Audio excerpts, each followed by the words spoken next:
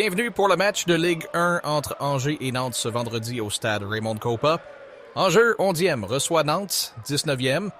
Les Scoïstes, portés par leur récente victoire à Nice, visent une place européenne.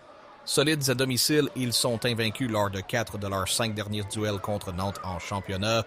Sous la direction d'Alexandre Dujeu, l'équipe affiche une défense rigoureuse avec 3 clean sheets sur 4 matchs. Une victoire les rapprocherait à seulement 2 points des places européennes. Face à eux, Nantes est en grande difficulté.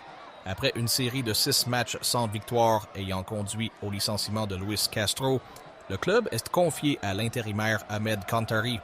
Les Canaris, deuxièmes depuis de la fin, doivent impérativement sortir de la zone de relégation directe. Une victoire leur offrirait un précieux soufflet. Ils pourront s'appuyer sur leur bon bilan en déplacement chez Angers, où ils sont invaincus depuis 5 matchs, leur dernière défaite remontant à septembre 2021. Ce choc oppose donc l'ambition européenne d'Angers à la lutte acharnée pour le maintien de Nantes, dans un contexte chargé d'enjeux pour les deux formations.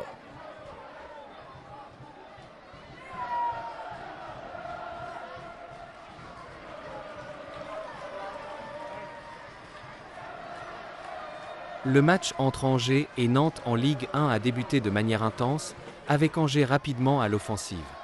La première mi-temps a été marquée par un pénalty obtenu par les Scoïstes après une main de Tilel Tati dans la surface, une décision confirmée par la vidéo. Imad Abdelli s'est chargé de la transformation du pied droit pour ouvrir le score.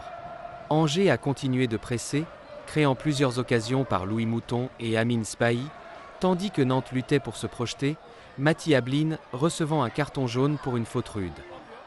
En seconde période, Angers a confirmé son emprise sur le jeu. Une contre-attaque rapide a été parachevée par Sidiki Cherif, qui a ajouté un deuxième but. Face à ce déficit, Nantes a tenté de réagir par des changements offensifs, faisant entrer Michael Lado et Youssef El Arabi, mais l'équipe a peiné à déstabiliser une défense angevine bien organisée.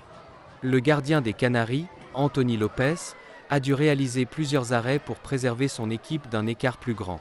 Malgré quelques efforts en fin de match, notamment une frappe de Mati Ablin repoussée, Nantes n'a pas trouvé la faille, laissant Angers mettre du terrain jusqu'au coup de sifflet final.